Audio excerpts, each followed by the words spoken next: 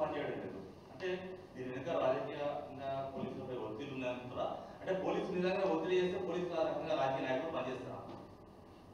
చాలా మంచి ప్రశ్న అండి. దీనికి రకరకాల కారణాలు. కానీ మొట్టమొదట నేను 26 సంవత్సరాల ఐపీఎస్ ఆఫీసర్గా పనిచేసిన అనుభవంతో చెప్తున్నా, రాష్ట్ర ముఖ్యమంత్రికి శాంతి భద్రతల మీద శ్రద్ధ ఉంటే, ఈ రాష్ట్రంలో శాంతి భద్రతలు బాగుండాలి, ఈ రాష్ట్రంలో పట్టపగలే హత్యలు జరగొద్దు, అత్యాచారాలు జరగొద్దు, చిన్నపిల్లల నుంచి రోడ్డు మీద పడుకునే నిరాశ్రయుల దాకా అందరూ కూడా క్షేమంగా ఉండాలి, రాష్ట్రంకు మంచి పేరు రావాలి అన్న ఒక ఆరాటం ఉంటే గ్రౌండ్ లెవెల్లో కానిస్టేబుల్ కాదు కదా, హోంగార్డులు కూడా బాగా పనిచేస్తారు.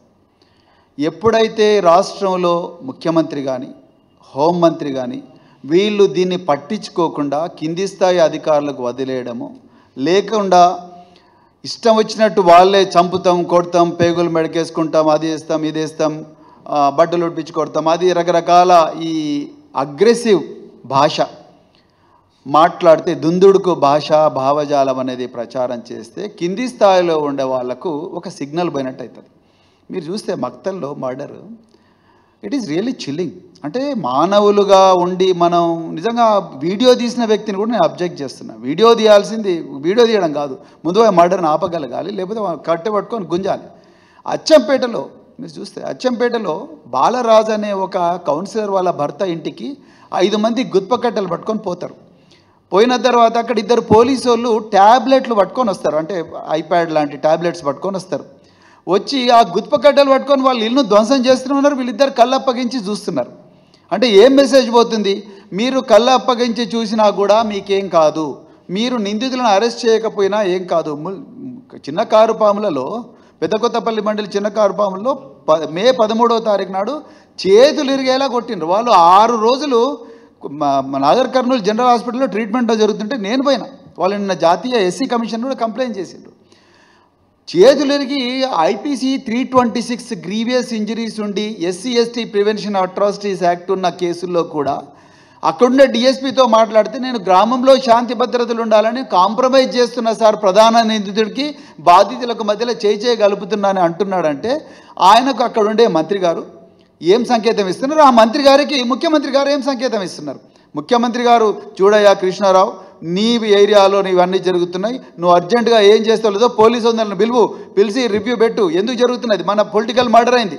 పొలిటికల్ మర్డర్ అయితే దాన్ని అర్జెంటుగా సిఐడికో లేకపోతే ఇంకో దానికో సిబిఐకో ఇవ్వాలి, లేకపోతే మాత్రం బాగుండదు అని చెప్పి ఒకసారి మంత్రి గారిని అంటే, మంత్రి పోయి చేసుకుంటే, లేకపోతే అందరూ డీజీపీలనో జోనల్ ఐజీలనో డిఐజీలను పిలిచి ఏం జరుగుతుందని ముఖ్యమంత్రి గారు, నేను ఇంతకుముందు ముఖ్యమంత్రులు ఇట్లాంటి సెన్సేషనల్ మర్డర్ జరిగినప్పుడు వాళ్ళు అందరూ ఆఫీసర్ల సమావేశం అసెంబ్లీలో వాళ్ళ ఛాంబర్లన్నా లేకపోతే సెక్రటరియట్ వాళ్ళ ఛాంబర్లన్నా పిలిపించి ప్రత్యేకంగా ఇలాంటి కేసుల మీద రివ్యూ చేసేవాళ్ళు. నాకుండే జ్ఞానం వరకు ఇప్పటి వరకు కూడా ఈ తెలంగాణ ముఖ్యమంత్రి గారు ఇలాంటి సెన్సేషనల్ కేసెస్ మీద ఎలాగూ రివ్యూ చేయలేదు. అరే హైదరాబాద్లో 24 గంటలలో 5 మర్డర్లు, 2 అటెంప్ట్ మర్డర్లు అయితే ఈ మహానగరంలో ఇన్ని పోలీస్ పెట్రోల్ వ్యాన్లు ఇవన్నీ ఎందుకు అవుతున్నాయి? రేవతి అనే జర్నలిస్ట్ ఆమె ఏం పాపం చేసిందండి? ఒక మహిళ తన అపార్ట్మెంట్లో కరెంటు పోయిందని చెప్పింది. ట్రాన్స్కో వాళ్ళు, జెన్కో వాళ్ళు, లోకల్ టీఎస్పీఎస్సీ వాళ్ళు ఏం చెప్పాలి? అమ్మ పోలేదు, అయ్యిందా, అయితే తప్పలేదు, మీరు తప్పు సమాచారం ఇస్తున్నారు, ఇంకోసారి చేయకండి చెప్పాలి. కొన్ని చోట్ల ఏం జరుగుతుంది తెలుసా? మా దగ్గర కరెంటు పోయిందని అపార్ట్మెంట్ ఓనర్స్ చెప్పంగానే, టెనెంట్ చెప్పంగానే వెంటనే ట్రాన్స్కో వాళ్ళు ఏం చేస్తున్నారు? ఆ అపార్ట్మెంట్ అసోసియేషన్ ఓనర్ల దగ్గరికి పోతున్నారు, మెంబర్ల దగ్గరికి పోయి, మీ దగ్గర నుంచి ఒక మహిళ ట్వీట్ చేసింది, ఆమెకు అర్జెంటుగా బెదిరించండి, నువ్వు ఇంకోసారి ట్వీట్ చేస్తే నీకు ఇక్కడ రెంట్ ఇవ్వము. అరే ఇదేందండి? ఇది ఎక్కడ ఆటవిక రాజ్యమా లేకపోతే రాజరికం ఇది? సో ఇక్కడ ప్రాబ్లం అంతా ముఖ్యమంత్రితోనే ఉన్నది. మీరు అడిగిన ప్రశ్నకు నా సమాధానం, ముఖ్యమంత్రి పట్టించుకోవడం లేదు. ముఖ్యమంత్రి నిర్లక్ష్యం, ఏం కాదు నడుస్తుంది, ఆయనప్పుడు చూద్దాం వీళ్ళు అట్లా మొత్తుకుంటుంటారు అనే ఒక నిర్లక్ష్యపు ధోరణితోని ముఖ్యమంత్రి గారు, హోంశాఖ కూడా ఆయన దగ్గరనే ఉంది కాబట్టి ఆయనతో మాట్లాడు, హోంశాఖ మంత్రి వేరే వ్యక్తి ఉన్నా కూడా ముఖ్యమంత్రి is responsible for entire law and order of the state. General అడ్మినిస్ట్రేషన్లో భాగం అది. మరి ముఖ్యమంత్రి ఎందుకు దీని గురించి మాట్లాడుతున్నాడు? అందుకొరకే ఈ సమస్య వస్తుంది, లేకపోతే మీరు మక్తల్లో ఎట్లా మర్డర్ జరుగుతుంది? డయల్ 100 ఒకరైనా ఫోన్ చేస్తారు, ఫోన్ చేసి ఉంటారు, ఫోన్ చేస్తే మరి పోలీసులు ఎందుకు పోలేదు? అసలు కానిస్టేబుల్ ఒక ఎస్ఐ ఒక కానిస్టేబుల్ను రిపీటెడ్గా అత్యాచారం చేసే పరిస్థితి ఎందుకు వచ్చింది? ఎందుకు ఆ సిస్టమ్స్ అంటే అంత కఠినమైన శిక్ష వేసే సిస్టమ్స్ ఎందుకు లేవు? అకాడమీలో ఏం జరుగుతుంది? ఎప్పుడైనా ముఖ్యమంత్రి రివ్యూ చేసిండా?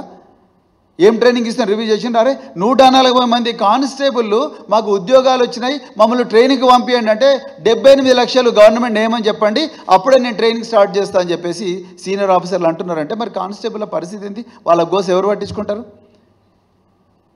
జీవో 46 మీద ఈ Telangana state special police GO 46 మీద ఉత్తమ్ కుమార్ రెడ్డి వీళ్ళందరూ పోయి ముఖ్యమంత్రి గారికి రిప్రజెంటేషన్ ఇచ్చిండ్రు. రిప్రజెంటేషన్ ఇస్తే దాని మీద కమిటీ వేసిండ్రు. ఏమైంది మరి ఆ కమిటీకి?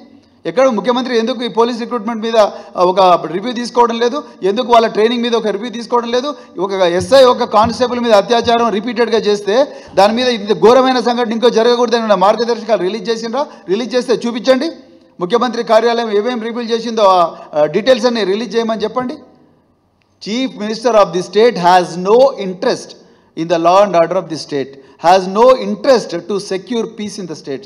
That is why all these incidents are happening again and again and again. లేకపోతే మెదక్లో కమ్యూనల్ రైట్ ఎట్లా అవుతుందండి? ఇంతవరకు అసలు మెదక్లో కమ్యూనల్ రైట్స్ హిస్టరీనే లేదు. అలాంటి కమ్యూనల్ రైట్స్ హిస్టరీ లేని మెదక్ జిల్లాలో ఇప్పుడు మెదక్ జిల్లాలో 144 సెక్షన్ ఏంది? ఎప్పటి నుంచి వచ్చింది ఈ కల్చర్? ఎవరు చేస్తున్నారు? వాళ్ళకి తెలియదు ముఖ్యమంత్రి గారికి ఎవరు చేస్తున్నారో? ఎందుకు ముఖ్యమంత్రి గారు వీటి మీద చర్యలు తీసుకోవడం లేదు? సో అందుకొరకు ఈ రాష్ట్రంలో శాంతి భద్రతల పరిస్థితి అడుగంటిపోవడానికి ప్రధానమైన కారకుడు ముఖ్యమంత్రి గారు.